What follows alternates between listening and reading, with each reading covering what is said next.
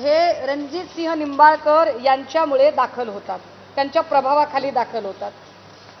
आता त्यांच्या प्रभावाखाली दाखल होतात म्हटल्यावर त्यांनी लगेचच मानहानी वगैरे सुरू केलं। काल मी हा फोटो दाखवला होता आणि या मुलीला मी हजरही केलं होतं। या मुलीला मी हजर केलं। खरं तर या जुळ्या बहिणी आहेत, एक वर्षा आणि दुसरी हर्षा, आणि दोघींनी आत्महत्येचा प्रयत्न केला होता। या दोघींनी जो काही आत्महत्येचा प्रयत्न केला त्यांनी एक सुसाइडल नोट लिहिली होती। ती सुसाइडल नोट जरा मी इथं वाचली पाहिजे। रणजितसिंह नाईक निंबाळकरांचा संबंध येतो का नाही मी ही आपल्यालाही देणार आहे सॉफ्ट कॉपी। याच्यात तिने त्यावेळेला काय लिहिलेलं आहे लक्षात घ्या, हे महिला आयोगाला दिलेलं आहे बरं का, मी येणार आहे त्याच्यावर। पप्पा तुमची खूप आठवण येते, मागच्या आठवड्यात सिव्हिल हॉस्पिटल तुमची अवस्था पाहिली, डोळ्यासमोरून जात नाही। तुमच्यासारख्या खंबीर माणसाच्या डोळ्यात घटकोघटकी पाणी बघून आम्हाला हतबल झाल्यासारखं वाटतंय। मम्मी आणि आपल्या घरातले तुम्हाला बाहेर काढण्यासाठी रात्रंदिवस पळतायत। या महिन्यात तुम्ही काही दिवस मम्मी सोबत राहिलो, त्यामुळे ती ज्या परिस्थितीतून जात आहे ते तुम्हाला कसं सांगू हे कळत नाही। संतोष काकांनी तुमच्यावर केस टाकली। संतोष काकांनी, नाईक निंबाळकरांचे कार्यकर्ते, संतोष काकांनी तुमच्यावर केस टाकली। तेव्हा आम्ही दत्तू काकांकडे गेलो व तुम्ही असं चुकीचं का करताय, असं नका करू, आम्हाला पप्पांशिवाय कुणाचा आधार नाही असं म्हणून केस माघारी घेण्याची विनंती केली। त्यावेळी ते आम्हा दोघींना म्हणाले, काय म्हणाले ते, बाळ मी काही करू शकत नाही, आमच्यावर खासदार रणजित दादांचा खूप दबाव आहे। सुसाइडल नोट मधला उल्लेख आहे हा। मी का काल नाव घेतलंय त्याचे आधार आहेत माझ्याकडे, की आमच्यावर खासदार रणजित दादांचा दबाव आहे असं फिर्यादीकर्त्याने सांगितलं। हे मुलगी सुसाइडल नोट मध्ये लिहिते, नोट खूप मोठी आहे ही।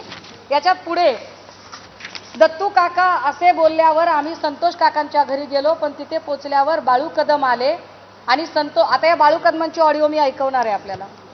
बाळू कदम आले आणि संतोष काकांना आम्हाला बोलू दिले नाही। लगेच दत्तू काका आणि बाळू कदम संतोष काकांना घेऊन गेले। तिथून आम्ही घरी आलो। संतोष काकांना घेऊन गेलेला बाळू कदम म्हणजे ज्याने आधी तुमच्यावर केस केली होती तोच तो। हे लक्षात आल्यानंतर तुम्हाला खोट्या केसेसमध्ये अडकवण्याचा कट रचला जातोय हे आम्हाला समजायला लागले। पुन्हा एकदा खासदार रणजित दादा व तुमची चांगली मैत्री होती।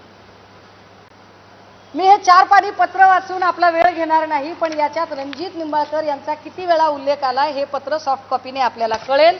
आपण ते नंतर आपापल्या माध्यमांवर दाखवावं। आता या सुसाइडल नोट मध्ये जे त्या मुलीने लिहिले त्या मुलीचा फोटो मी आपल्याला दाखवला। ती मुलगी ICU ला होती। नशीब संपदा मुंडे हाताला लागली नाही, पण ही पोरगी हाताला लागली आणि वाचली। आता या मुलीने सुसाइडल नोट करताना एक पत्र आयोगाला लिहिलं। मला कमाल वाटते। खरं तर महिला आयोग नावाच्या गोष्टीवर आता मला बोलायची इच्छा नाही।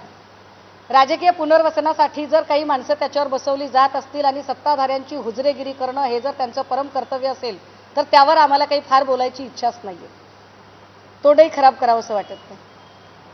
पण आयोगाचं काम असतं सक्षमीकरण, सबलीकरण, सहकार्य, समावेशन, समुपदेशन, सबलीकरण। आयोगाचं काम प्रेस घेणे नाही। काल मी जे प्रश्न उपस्थित केले ते पोलीस स्टेशन आणि पोलिसांवर केले। बाजूला पोलीस अधिकारी बसलेत, पत्रकार पोलीस अधिकाऱ्यांना प्रश्न विचारतात आणि पोलीस अधिकाऱ्यांच्या आधीच आयोग पटापटा राघूसारखा बोलायला लागला। मी आयोगाला प्रश्नच विचारलेले नाही। बरं, आता त्यांनी जे काही प्रश्नांची उत्तरं द्यायला लागले त्या उत्तरांमध्ये खरंच हे गरजेचं होतं का की या मुलीच्या कॅरेक्टर बद्दल का बोललं गेलं? पहिली गोष्ट, तुम्ही तिचं मेल्यानंतरचं कॅरेक्टर असोसिनेशन करताय। मुळात जिथे तपास यंत्रणेवरच माझा आक्षेप आहे, मुळात जिथे पोलीस यंत्रणाच संशयाच्या घेऱ्यात आहे, जी पोलीस यंत्रणा संशयाच्या घेऱ्यात आहे, ज्या पोलीस यंत्रणेवरच अनेक प्रश्नचिन्ह उपस्थित झालेले आहेत, त्या पोलीस यंत्रणेने तयार केलेले पुरावे, त्या पोलीस यंत्रणेने समोर आणलेला व्हॉट्सअप चॅट आम्ही किती व्हॅलिड मानायचा बरं?